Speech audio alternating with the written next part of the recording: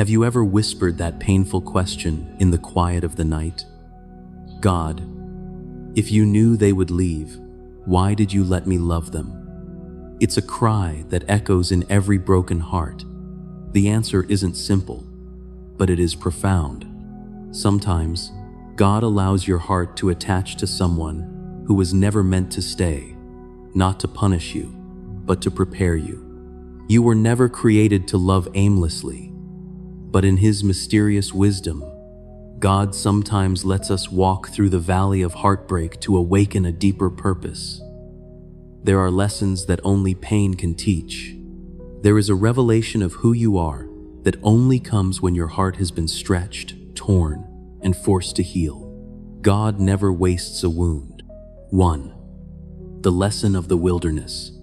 When you look back at the person you prayed for, cried over, and maybe even begged God to keep, you realize something powerful. Sometimes, the greatest act of mercy is an unanswered prayer. You saw potential. God saw a lesson. You saw a future. God saw a detour that would lead you back to Him. Deuteronomy 8:2 reminds us, the Lord led you through the wilderness to humble and test you, to know what was in your heart. That wilderness wasn't just a desert. It was a relationship. It was a season that stripped you down to your soul.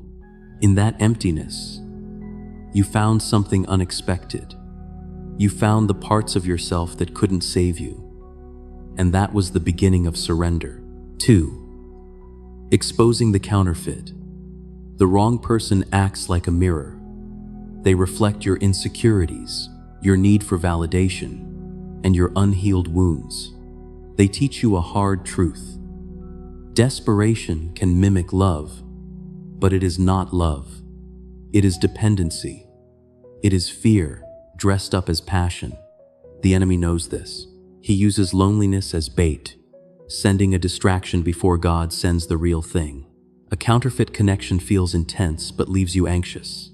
It feels urgent but lacks peace. But God allows it to break your illusions. You cried out, Lord, why? And heaven whispered, because I needed you to see who you are without me. You loved them more than you trusted God. You made them your hope. And when they left, God remained. That is the lesson. Even when the person you cherish most walks away, you are not abandoned. Isaiah 43:2 promises, when you pass through the waters, I will be with you. You didn't drown. You were delivered. You didn't lose. You learned. 3. Preparing for true love. God allowed you to love the wrong person first, so your soul would never again settle for an imitation. Real love, the kind God designs, isn't built on chemistry or timing. It is built on character, sacrifice, and truth. 1 Corinthians 13. When you've tasted the bitterness of the wrong love, you start to hunger for something deeper.